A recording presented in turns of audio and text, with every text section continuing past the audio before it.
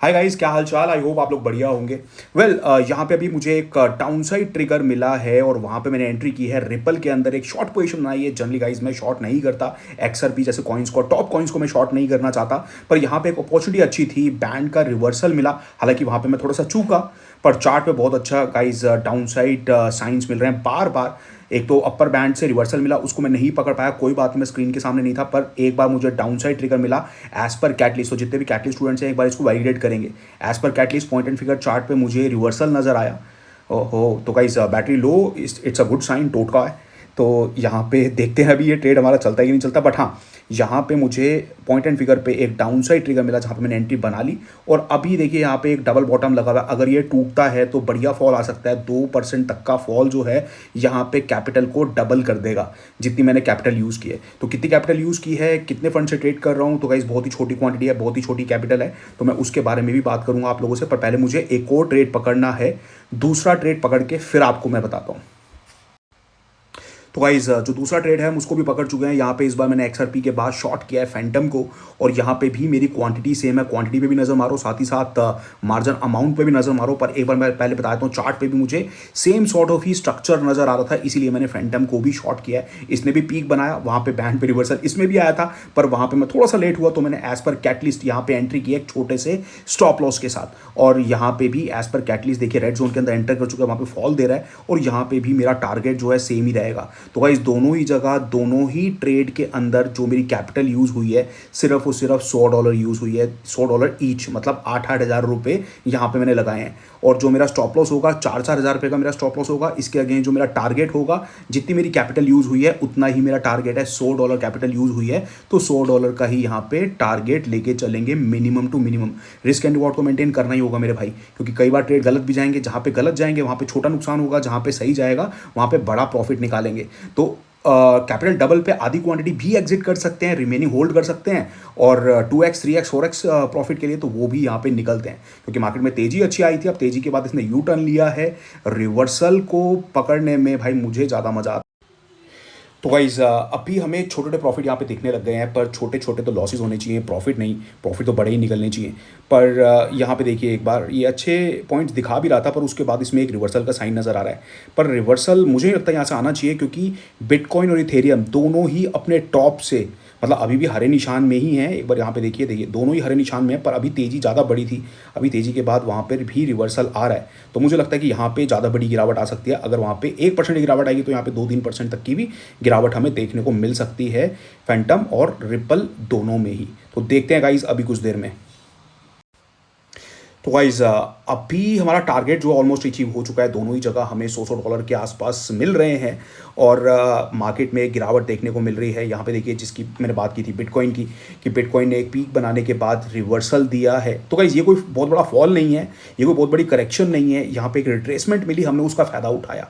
Short side पे ज़्यादा मेरे ट्रेड आप लोग नहीं देखोगे, पर फिर भी कहीं पर भी मुझे मौका मिलता है तो वहाँ पर मैं जरूर ट्रेड लेता हूँ। तो बिटकॉइन में भी गिरावट है, बिटकॉइन की बहन इथेरियम जो है उसमें भी कहीं ना कहीं कुछ प्रॉफिट बुकिंग है, बट इवेंचुअली इन्होंने ऊपर ही जाना है। तो इसीलिए यहाँ पे एक हाई प्रोबेबिलिटी ट्रेड मुझे मिला, वहाँ पे मैंने एंट्री कर ली एक छोटी क्वांटिटी के साथ, एक छोटी कैपिटल के साथ। और कैपिटल हमारी कितनी यूज़ हुई है मेरे भाई, बहुत ही छोटी। यहाँ पे देखिए $100 का हमारा मार्जिन यूज़ हुआ है, जिसके अगेंस्ट हम $100 का प्रॉफिट लेने वाले हैं। तो यहाँ पे भी लगाते हैं, जो भी प्राइस चल रहा है यहाँ पे $100 हमें, ऑलराइट, तो $100 हमें यहाँ पे मिल चुके हैं। तो गाइस देखिए, ये तो शॉर्ट साइड पे ट्रेड है। लॉन्ग साइड पे तो मैं इससे भी ज़्यादा एक्सपेक्टेशन रखता हूँ, वहाँ पे मेरी ग्रीड जो है बढ़ जाती है। जनरली बोला जाता है कि ग्रीड एंड फियर जो है वो नहीं होनी चाहिए एक ट्रेडर में। भाई ग्रीड एंड फियर जो है ना, ये एक ट्रेडर के डीएनए में होता है, इसको आप बाहर नहीं निकाल सकते, पर उसको पॉजिटिवली यूज़ कर सकते हो। फियर को ख़त्म करने के लिए प्रैक्टिस करो, अपने अंदर कॉन्फिडेंस लेके आओ, तो आपका डर जो है, घबराहट जो है निकल जाएगी। उसके साथ साथ ग्रीड जो है, जब भी आप ट्रेड कर रहे हो भाई, पॉइंट्स तो आपको बड़े लेने ही होंगे। और गाइज हमारा प्रॉफिट यहाँ पे बुक हो चुका है। तो गाइज ग्रीड को नेगेटिव मत लेके जाओ, ग्रीड को पॉजिटिव लेके जाओ। जब भी आप ट्रेड लेते हो वहाँ पे छोटा छोटा प्रॉफिट मत लो, वहाँ पे थोड़ा सा बड़ा लालच करो। छोटे स्टॉप लॉस के अगेंस्ट पॉइंट्स वहाँ पे बड़े निकलने चाहिए। रिस्क एंड रिवॉर्ड को मैनेज करते हुए एटलीस्ट 1:2 तो निकालो। और जब लॉन्ग साइड पे हो तो मेरे भाई 1:3, 4, 5, 6, 7, 8 कुछ भी निकलता है वहाँ पे कुछ भी निकलता है वहाँ पे। तो मतलब कई बार आप लोगों ने देखा होगा, वहाँ पे इतने बढ़िया ज़बरदस्त रिटर्न निकल आते हैं, 7-7%, 8-8%, 10-10% भी निकल आते हैं। तो ग्रीड को बढ़ाओ in a positive way, for bigger points, ठीक है। पर दूसरी तरफ उसके अगेंस्ट जो स्टॉप लॉसेस हैं वो छोटे ही होने चाहिए। साथ ही साथ डर को खत्म करने के लिए, फियर को खत्म करने के लिए प्रैक्टिस करो, बार बार पेपर ट्रेडिंग करो, ताकि जो आपका डर है वो निकल जाए, आपको अपनी स्ट्रैटेजी के ऊपर कॉन्फिडेंस आए, आपका जो सेटअप है उसके ऊपर कॉन्फिडेंस आए। अगर स्टॉप लॉस हिट भी हो जाए तो आपको ये ना लगे यार ये तो मेरे को नुकसान हो गया, आपको कॉन्फिडेंस होना। तो गाइज यहाँ पे XRP में भी जो हमारा $100 का टारगेट है वो अचीव होने वाला है। और यहाँ पे अभी स्टॉप लॉस जो है मेरा ट्रेल होकर कॉस्ट से थोड़ा सा ऊपर है। देखिए ये ज़्यादा वोलेटाइल रहता है, पर आपको एज़ पर योर सेटअप थोड़ा सा कॉन्फिडेंस रखना पड़ता है, और आपको ये समझना होता है कि भाई वापस मुड़ा तो क्या होगा, जेब से तो कुछ नहीं जाएगा ना।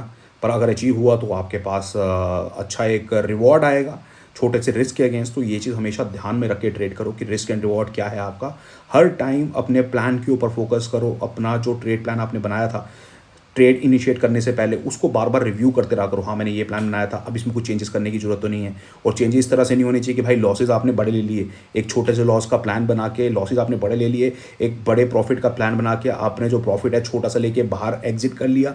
तो ये प्लान में बदलाव नहीं होना। प्लान में बदलाव इस तरीके से होना चाहिए कि भैया अब मेरे यहाँ पे इतना प्रॉफिट बन चुका है, अब प्रॉफिट को लॉक कैसे किया जाए, प्रॉफिट जो बन चुका है वो हाथ से नहीं जाना चाहिए। ट्रेड पलट रहा है तो क्या अब यहाँ पे मेरे को स्टॉप लॉस का वेट करने की जरूरत है या फिर मैं कॉस्ट पे एग्जिट कर जाऊँ। तो इस तरह की प्लानिंग होनी चाहिए कि जिससे आपका प्लान जो है उससे ज़्यादा आपको नुकसान ना हो जाए या उससे छोटा प्रॉफिट लेके बाहर ना निकलो। तो वाइज हमारी जो पोजीशन है वो एग्जिट हो चुकी है अभी। यहाँ पे देखिए, ओके तो यहाँ पे ये कुछ सिस्टम ग्लिच की वजह से यहाँ पे इसने हमारा सौदा नहीं उठाया, पर हमारा ट्रेड एग्जिट हो चुका है। यहाँ पे भी ये ऑर्डर लगा हुआ नज़र आ रहा है। एक मिनट इसको कैंसिल करके देखता हूँ, क्योंकि भाव जो है वो तो हमारे एग्जिट प्राइस के भी नीचे चला गया है। तो यहाँ पे ओके ये देखिए ये बोल रहा है कि ऑर्डर जो है ऑलरेडी फिल हो चुका है, इसीलिए कैंसिल नहीं हो पा रहा। तो गाइज़ आई होप आप लोगों को इस तरह की वीडियो जो है पसंद आती है, आपकी साइकोलॉजी को इम्प्रूव करने में, आपकी साइकोलॉजी को बेटर करने में ये हेल्प करती हैं। तो भाई अगर इस तरह की वीडियो पसंद आती है तो पहले वीडियो को लाइक कर लेना, ठीक है। और जितने लोगों ने भी एनरोल किया है फ्री मेंटरशिप के लिए, भाई अपना स्क्रीनशॉट जो है मेरे साथ शेयर कर लेना। This Sunday I am going to review all your accounts और उसके बाद I will contact you personally, ठीक है। चलिए guys, bye bye, take care of your self.